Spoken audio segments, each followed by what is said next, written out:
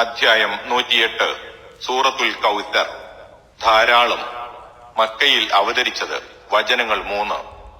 ബിസ്മില്ലാഹിർ റഹ്മാനിർ റഹീം. പരമകാരുണികനും കരുണാനിധിയുമായ അല്ലാഹുവിന്റെ നാമത്തിൽ. ഇന്നാ അഅ്തൈനാകൽ കൗസർ. നിശ്ചയമായും നാം നിനക്കു ധാരാളം നന്മകൾ നൽകിയിരിക്കുന്നു. ഫസല്ലി ലിറബ്ബിക വൻഹർ. ആകയാൽ നിന്റെ റബ്ബിനു നീ നമസ്കരിക്കുകയും ബലി അറുക്കുകയും ചെയ്യുക. ഇന്ന ശാനിഅക ഹുവൽ അബ്തർ. നിശ്ചയമായും നിന്നോട് വിദ്വേഷം വെക്കുന്നവൻ തന്നെയാണ് വാലറ്റവൻ അഥവാ ഭാവിയില്ലാത്തവൻ. അൽ കൗസർ എന്നാൽ ധാരാളമുള്ളത്, ധാരാളമായ നന്മ, വലിയ ധർമ്മിഷ്ഠൻ എന്നൊക്കെ അർത്ഥമാകുന്നു. Ibn Abbas, Ikrima, Saeed bin Jubair, Mujahid, Hasan Basri റളിയല്ലാഹു അൻഹും മുതലായ പലരും അൽ ഖൈറുൽ കസീർ, ധാരാളമായ നന്മ എന്നാണ് ഇവിടെ അർത്ഥം കൽപ്പിച്ചിരിക്കുന്നത്. ഇഹത്തിൽ വെച്ചും പരത്തിൽ വെച്ചും നബി സല്ലല്ലാഹു അലൈഹി വസല്ലമയ്ക്ക് അള്ളാഹു ചെയ്തു കൊടുത്ത അനുഗ്രഹങ്ങൾ ധാരാളക്കണക്കിലുണ്ടെന്ന് പറയേണ്ടതില്ലല്ലോ. സ്വർഗത്തിൽ അള്ളാഹു നബി തിരുമേനി സല്ലല്ലാഹു അലൈഹി വസല്ലമക്ക് നൽകുന്ന ഹൗലുൽ കൗസർ എന്ന അരുവി അല്ലെങ്കിൽ തടാകമാണ് അതുകൊണ്ട് ഉദ്ദേശ്യമെന്ന് പല മഹാന്മാരും പ്രസ്താവിച്ചിട്ടുണ്ട്. ഇബ്നു കസീർ റഹ്മത്തുള്ളാഹി അലൈഹി ചൂണ്ടിക്കാട്ടിയതുപോലെ ഇതും ഇതല്ലാത്തതുമടക്കം അള്ളാഹു നബി സല്ലല്ലാഹു അലൈഹി വസല്ലമക്ക് നൽകിയ എല്ലാ അനുഗ്രഹങ്ങളും ആ വാക്കിൽ അടങ്ങുന്നുവെന്ന് വെക്കുന്നതിനാണ് കൂടുതൽ ഔചിത്യം കാണുന്നത്.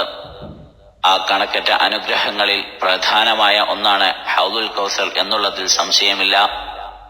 ആയിഷ റളിയല്ലാഹു അൻഹായോട് ഇന്ന അഅ്തൈനാകൽ കൗസർ, നിനക്ക് നാം കൗസർ നൽകിയിരിക്കുന്നു എന്ന വചനത്തെപ്പറ്റി ചോദിക്കപ്പെട്ടപ്പോൾ അത് നിങ്ങളുടെ നബിക്ക് സ്വർഗത്തിൽ നൽകപ്പെട്ടിട്ടുള്ള അരുവിയാണ് എന്ന് മറുപടി പറഞ്ഞതായി ഇമാം ബുഖാരി റഹ്മത്തുള്ളാഹി അലൈഹി ഉദ്ധരിക്കുന്നു.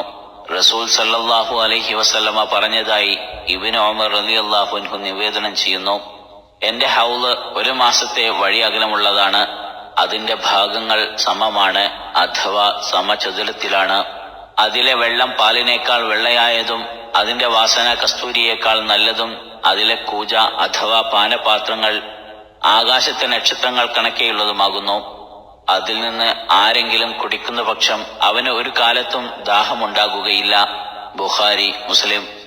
വേറെയും ഹദീസുകൾ ഹൗലുൽ കൗസറിനെ സംബന്ധിച്ച് വന്നിരിക്കുന്നു. സ്ഥലദൈർഘ്യം ഭയന്ന് കൂടുതൽ ഉദ്ധരിക്കുന്നില്ല.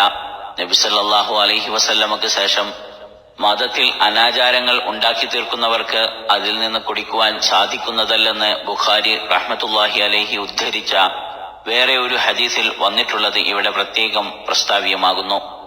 മറ്റുള്ള പ്രവാചകന്മാർക്ക് ലഭിച്ചതുപോലെയുള്ള അനുഗ്രഹങ്ങൾക്ക് പുറമെ നബി സല്ലല്ലാഹു അലൈഹി വസല്ലമ തിരുമേനിക്ക് പ്രത്യേകമായി ഇഹത്തിലും പരത്തിലും അള്ളാഹു നൽകിയിട്ടുള്ള അനുഗ്രഹങ്ങൾ നിരവധിയാണ്. അതുകൊണ്ട് അതിനു നന്ദിയായി നമസ്കാര കർമ്മവും ബലികർമ്മവും നിർവഹിക്കണമെന്ന് ഈ സൂറത്ത് മുഖേന അള്ളാഹു തിരുമേനിക്ക് ഉപദേശം നൽകുന്നു. ഈ ഉപദേശം നബി തിരുമേനി സല്ലല്ലാഹു അലൈഹി വസല്ലമ വേണ്ടും വണ്ണം സ്വീകരിച്ചു വന്നിട്ടുണ്ട് താനും. രാത്രിയിൽ അധിക സമയം നിന്ന് നമസ്കരിക്കുന്നത് മൂലം അവിടുത്തെ കാലിൽ നീര് കെട്ടിപ്പോകുമായിരുന്നു. അവിടുത്തെ പാപങ്ങൾ അള്ളാഹു പുറത്തു തന്നിരിക്കെ ഇത്രത്തോളം വിഷമിക്കുന്നത് എന്തിനാണെന്ന് ആയിഷ റളിയല്ലാഹു അൻഹ ചോദിച്ചപ്പോൾ ഞാൻ ഒരു നന്ദിയുള്ള അടിമ ആകേണ്ടതല്ലേ എന്നായിരുന്നു അവിടുന്ന് മറുപടി പറഞ്ഞത്.